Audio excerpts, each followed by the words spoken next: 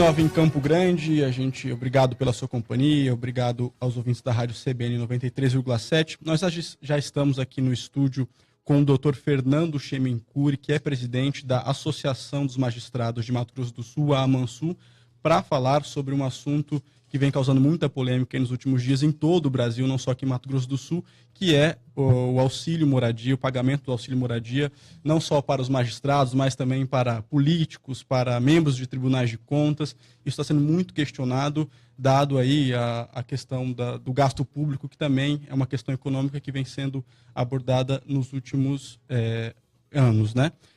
Primeiro, eu agradeço a gentileza por vir até a CBN, doutor. É um prazer recebê-lo aqui. Bom dia, Lucas. Bom dia a todos os ouvintes da Rádio CBN. Por parte também da Associação de Magistrados do Mato Grosso do Sul, é um prazer vir aqui sempre que chamado para que a gente possa esclarecer alguns assuntos que são de interesse público, obviamente.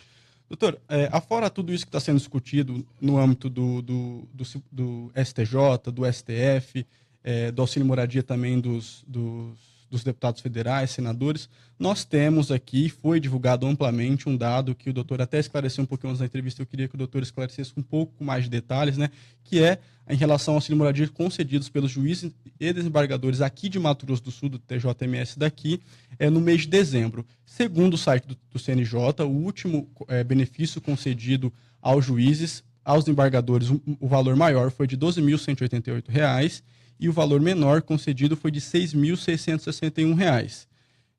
Lembrando que existe essa diferença aí entre o maior e o menor. E também, uma crítica que se fez também é que o teto do CNJ, do Conselho Nacional de Justiça, é de a média de R$ 4.300. Ao que se deve esse valor aqui em Mato Grosso do Sul acima desse teto? Na verdade, Lucas, nenhum magistrado recebe ordinariamente, ou seja, de forma comum, um auxílio moradia nesse valor. Especificamente com relação ao mês de dezembro, é por força do 13º salário. Então, aí se faz, obviamente, a conta de um valor dobrado e chega-se nesse valor alto aí de 12 mil, de 6 mil reais. Mas o auxílio moradia do Estado de Mato Grosso do Sul, ele é regulamentado por uma lei, é a Lei 1511 de 1994, que é o nosso Código de Organização e Divisão Judiciária, e ele prevê o pagamento do auxílio moradia para o magistrado de 20% sobre o valor do subsídio a que ele faz direito. Então, qualquer pagamento que é feito aqui no Estado, seja para servidor, seja para magistrado, por parte do Tribunal de Justiça, é baseado na lei. Aproveitando esse gancho que o doutor falou da questão da lei, uma das maiores críticas que se fazem em relação ao auxílio moradia não é se ele é legal ou não. Ele é legal, isso a gente sabe. Tem a questão também do ministro Luiz Fux, né, que é em relação a liminar, que ainda vai ser julgado. Mas a maior crítica que se faz é se ele é moral ou não, dado que nós temos realmente uma situação econômica um pouco mais complicada, e um fator que é muito debatido nessa situação econômica complicada é o gasto público. E a gente não pode dizer aqui que um juiz é um simples gasto público. Um juiz é um bem importante do Estado, né? Ele que faz com que muitas coisas que funcionem no Estado. Mas como o doutor, ainda como representante da classe aqui em Mato Grosso do Sul, vê essa questão da moralidade ou não de receber o auxílio moradia, sendo bem direto? Na verdade, Lucas, é importante que a gente compreenda um pouco o aspecto histórico disso.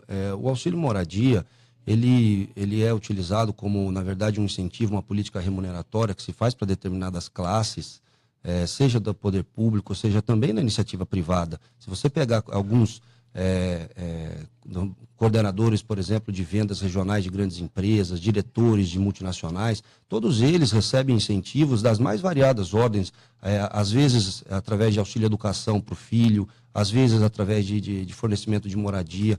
O juiz, a carreira do juiz, num país de dimensões continentais da forma como o Brasil quando o magistrado entra numa carreira, ele abdica de toda a sua vida familiar, das suas raízes, onde ele cresceu, onde ele tem muitas vezes a sua família, o seu núcleo familiar de pai, mãe, de irmãos, para ir morar no Iapoque, para ir morar em locais absolutamente distantes, né? E ele, mesmo assim, ele é obrigado, obviamente, a manter aquele vínculo que ele tem na sua cidade de origem. Então, essa foi uma forma que o Estado viu de você incentivar boas mentes, né? Porque não estou dizendo que são melhores ou piores que ninguém, mas passa por um concurso muito difícil. Isso, exatamente. São pessoas tecnicamente preparadas, né? E é uma forma de você incentivar que essas pessoas possam deixar suas raízes familiares, enfim, as suas cidades de origem, para poder ir nas mais variadas cidades, comarcas que existem no país, para prestar uma atividade jurisdicional. Agora, se a gente for discutir aqui moralidade, é algo absolutamente subjetivo, né? Talvez o que seja moral para você não seja para mim, não seja para o ciclano, ou seja para o fulano. O que é importante? A gente vive num Estado democrático de direito, onde todos estão submetidos à lei, né? Então, a partir do momento que existe uma lei, né, regulamentando isso e dando esse direito, a gente precisa cumpri-la, né? Agora, a partir do momento que a lei vier e disser, olha, não vai mais haver auxílio moradia, ou não vai mais haver essa política remuneratória assim ou assado, nós, obviamente, todos vamos se submeter à lei, né? Então, eu acho que é nessa vertente que nós temos que analisar. Agora, a grande questão é que, e aí a gente precisa também virar os olhos para isso, é que se fala muito em auxílio moradia de 4 mil, de 5 mil, mas a gente precisa analisar como é que está a política remuneratória da magistratura. Como está? Então, em 2004, a emenda constitucional número 45 veio trazer a única forma de remuneração para o serviço público, chamada subsídio, né? O que antes tinha inúmeras, tinha verba de representação, gratificação daqui, gratificação dali. A partir da emenda 45, só se remunera via subsídio.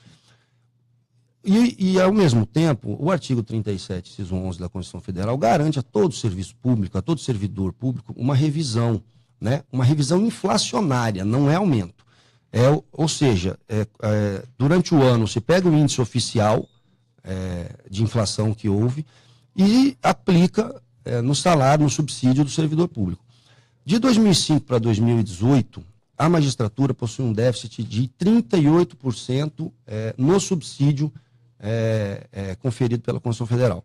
Isso levando em consideração o índice inflacionário oficial desse período, de 2005 a 2018. Né?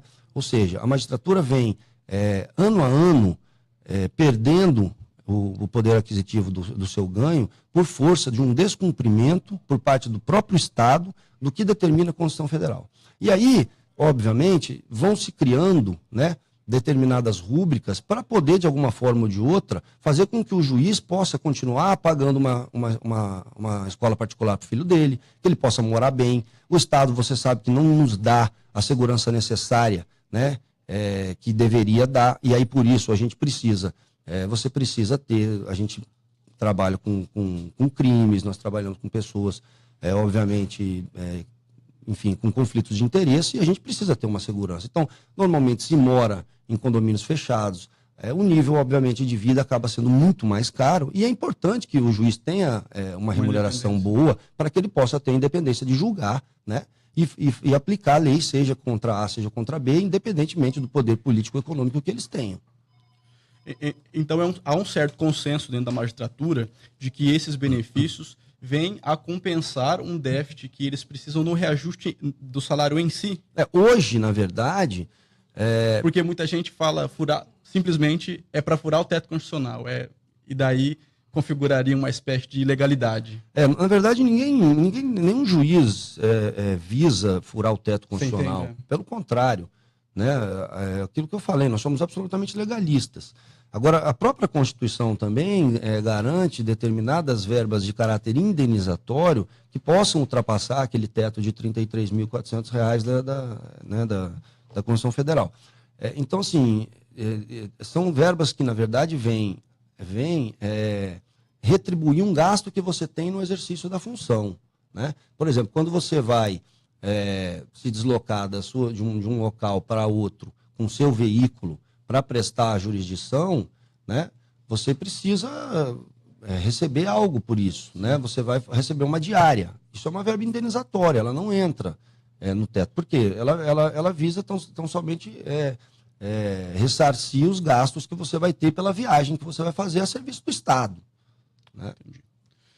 Doutor, eu acho que a gente conseguiu abordar de forma objetiva e resumida essa questão. É muito importante realmente. É um debate que não acaba agora, né? Parece que ele só está começando. A CBN agradece imensamente a sua presença aqui. Esperamos que tudo seja feito para o bem dos juízes, a gente precisa deles, e também para o bem da sociedade, para a sanidade das contas públicas. E mais uma vez agradeço a sua presença aqui na CBN.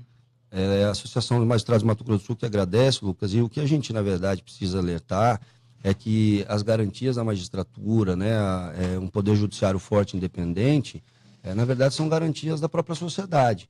A gente vê o judiciário hoje num papel de destaque aí, nesse cenário de uma moralização da política, e para que a gente possa continuar fazendo isso, a gente precisa ter tranquilidade. E tranquilidade se passa por garantias que são inerentes, né, que são relacionadas à profissão, que é eu não poder ser transferido de qualquer lugar, do lugar onde eu estou, porque eu decidi contra A ou contra B, né? Assim também como políticas, como garantias remuneratórias, que é eu ter um salário justo e que ele não seja reduzido, né? Essa que a gente precisa entender, que são garantias que a própria sociedade precisa ter. Mas no mais, nós estamos sempre à disposição, lembrando que o Poder Judiciário de Mato Grosso do Sul, ao mesmo tempo que você divulgou esses dados, ele também é tido como destaque em produtividade dos juízes e dos desembargadores a nível nacional. Perfeito, orgulho. 9 horas e 20 minutos.